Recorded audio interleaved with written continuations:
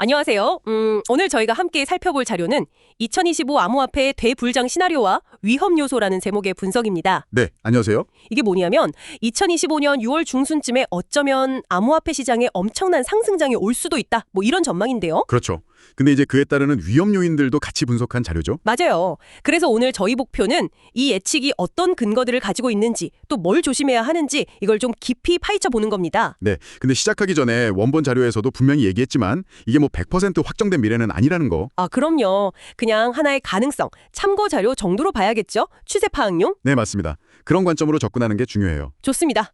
자, 그럼 어떤 근거들이 있는지 한번 자세히 들여다볼까요? 이 자료 보니까 여러 긍정적인 신호들이 딱 특정 시점에 몰릴 수 있다고 하던데요. 네, 그게 흥미로운 부분이죠. 우선 거시경제. 이게 큰데요. 중앙은행들이 다시 돈을 풀 수 있다는 거잖아요. 양적 완화. 그렇죠. 팬데믹 때처럼 유동성을 다시 공급하면 그 돈들이 결국 어딘가로는 가야 하거든요. 아무래도 위험 자산 쪽으로, 그러니까 암호화폐 시장으로도 흘러들어올 가능성이 크다. 이런 얘기고요. 네, 그리고 금리 인하 가능성도 빼놓을 수 없죠. 아, 맞다. 금리. 이게 단순히 투자 비용만 줄이는 게 아니라면서요? 네, 맞아요. 여기서 좀 더 들어가 보면 금리가 내려가면 이제 채권 같은 안전자산 수익률이 떨어지잖아요. 그렇죠. 매력이 좀 덜해지죠. 그러니까 상대적으로 더 높은 수익을 기대할 수 있는 쪽으로 자금이 이동하려는 경향이 생기고요. 또 중요한 게 낮은 금리는 레버리지 투자를 부추길 수 있다는 거예요. 아, 낮은 비용으로 돈 빌려서 더 공격적으로 투자하게 된다? 바로 그거죠. 이게 시장 전체의 분위기를 약간 위험 선호 쪽으로 이끌 수 있어서 암호화폐 시장에는 더 긍정적인 환경이 될 수 있다는 겁니다. 그렇군요. 거시경제 말고 또 다른 요인은 없나요? 지정학적 리스크 완화 가능성도 얘기하고 있어요. 특히 중동 쪽이요. 중동이요? 예를 들면 어떤 식으로요? 이란 핵협상 같은 거? 네, 뭐 그런 협상에 진전이 있거나 아니면 분쟁 중인 국가들끼리 다시 대화를 시작하거나 하면요. 아, 그럼 전 세계적으로 좀 불안감이 줄어들겠네요. 그렇죠. 위험 회피 심리가 약해지고 또 유가 안정에도 도움이 될 수 있어요. 그럼 인플레이션 압력도 좀 덜 수 있고요. 이게 다 연결되는 거군요. 투자 심리가 안전자산보다는 이제 암호화폐 같은 위험자산 쪽으로 좀 더 기울 수 있는 배경이 된다는 거네요. 네, 맞습니다. 그런 큰 그림에서 봐야죠. 시장 내부적으로는요? 뭐 규제 이런 얘기는 없나요? 당연히 있죠. 규제 환경 개선에 대한 기대감이 아주 커요. 특히 미국 쪽에서요. 미국이라면 뭐 좀 더 명확한 가이드라인이 나온다거나 아니면 ETF 승인이 더 확대된다거나? 네, 그런 것들요. 그리고 스테이블 코인 있잖아요. 발러 같은 거에 연동되는 거. 아, 네네. 그거에 대한 법적 근거 같은 게 마련될 수 있다는 전망도 있고요.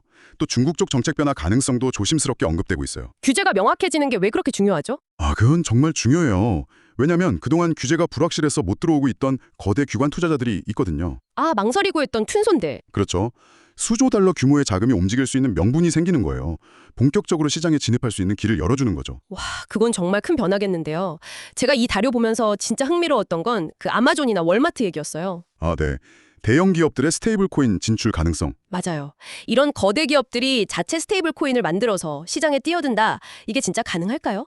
뭐 시나리오 중 하나지만 만약 현실화된다면 파급력이 어마어마할 겁니다. 그렇죠. 수십억 고객을 가진 회사들이니까요. 단순히 사용자 수가 많은 걸 넘어서요.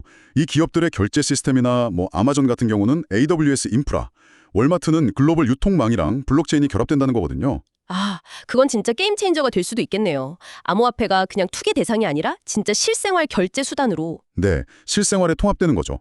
기술이 대중적으로 받아들여지는 중요한 계기가 될 수 있어요. 그런데 또 재밌는 게 이 자료가 약간 역설적인 분석도 하더라고요.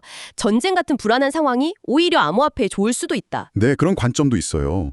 전통적인 금융 시스템이나 법정화폐가 흔들릴 때 오히려 디지털 자산이 대안으로 부각될 수 있다는 거죠. 안전자산처럼요? 아니면 인플레이션 해지 수단? 둘 다 가능성이 있죠. 특정 국가나 정부의 통제에서 비교적 자유롭고 또 비트코인처럼 공급량이 제한되어 있으니까요. 기존 시스템에 대한 불신이 커질 때 오히려 탈중앙화된 자산의 매력이 커질 수 있다는 논리입니다. 국경 없이 가치를 보존하거나 이전할 수 있다는 점도 매력이고요. 그렇죠. 근데 이 자료 되게 구체적으로 2025년 6월 18일에서 19일 이 날짜까지 콕 집어서 얘기하던데요. 그 이유는 뭐죠? 네, 그 시점에 여러 요인들이 집중될 수 있다는 분석이에요. 뭐 예를 들면 주요국 중앙은행 회의 같은 정책 발표 시점일 수도 있고요. 아, 정책 결정. 네, 그리고 기술적으로도 비트코인 반감기 효과가 그때쯤 가시화될 수 있고 또 알트코인들 기술적 돌파 시점, 기관 투자자들 포트폴리오 조정 시기 이런 것들이 맞물릴 수 있다는 거죠. 시장 심리도 그때쯤이면 좀 회복될 거라는 기대감도 있고요. 규제 해소나 기업 채택 같은 뉴스들이 터지면서. 그렇죠. 근데 바로 그 시점에서 우리가 좀 냉정하게 생각해 봐야 할 질문이 생기는 거예요. 이 모든 긍정적인 요인들이 정말 그 시점에 딱 응축되어서 실질적인 변화를 이끌어낼 거냐? 아니면 그냥 여러 기대감이 만들어낸 일종의 심리적인 수렴점이냐? 아, 그럴 수 있겠네요. 그냥 기대감만 부풀려진 걸 수도 있다. 네, 그 부분을 잘 판단해야겠죠. 자, 그럼 이 모든 분석과 시나리오가 뭐 이걸 듣고 계신 여러분께는 어떤 의미일까요? 결국 원본 자료도 경고하듯이 이건 그냥 하나의 가능성일 뿐이잖아요. 맞아요. 변수는 너무 많죠. 지정학적 상황이 갑자기 안 좋아질 수도 있고 중앙은행 정책이 예상과 다르게 갈 수도 있고. 예기치 못한 악재, 뭐 규제 폭장 같은 게 터질 수도 있고요. 그렇죠. 특히 이렇게 긍정적인 전망이 많을 때 시장 과열을 제일 조심해야 돼요. 버블 가능성 말씀이시죠? 네, 과도한 낙관론은 버블로 이어지기 쉽고 또 아까 말한 레버리지가 높으면 시장이 조금만 꺾여도 아주 급격하게 조정받을 수 있거든요. 와르르 무너질 수도 있겠네요. 네, 그리고 규제 당국이 언제든 개입할 수 있다는 가능성도 열어둬야 하고요. 그래서 자료에서도 계속 강조하는 게 신중하게 접근하고 리스크 관리를 꼭 해야 한다는 겁니다. 네, 명심해야겠네요. 그럼 정리하자면 2025년 6월 중순이 어쩌면 암호화폐 시장의 중요한 변곡점이 될 수도 있는 잠재력은 있다. 여러 긍정적 요인들 때문에요. 네, 가능성은 있죠. 하지만 동시에 불확실성도 크고 위험 요인도 분명히 존재한다. 그리고 제일 중요한 건 이건 확정된 미래가 아니라 하나의 시나리오라는 점. 정확합니다. 그 점을 꼭 기억해야 합니다. 마지막으로 청취자분들이 좀 더 생각해 볼 만한 거리가 있을까요? 네.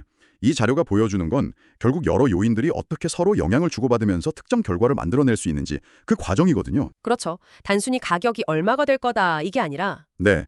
그래서 저는 이 시나리오 자체가 실현되느냐 마느냐 이걸 떠나서요. 여기서 얘기된 구조적인 변화들 있잖아요.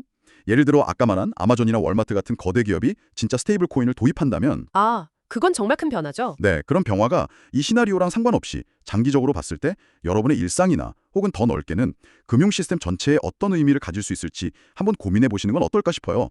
꼭 2025년 6월이 아니더라도 말이죠. 좋은 지적이시네요. 단기적인 가격 예측을 넘어서 더 큰 그림, 구조적인 변화의 의미를 생각해 보라. 알겠습니다. 오늘 깊이 있는 분석 감사합니다. 네, 감사합니다.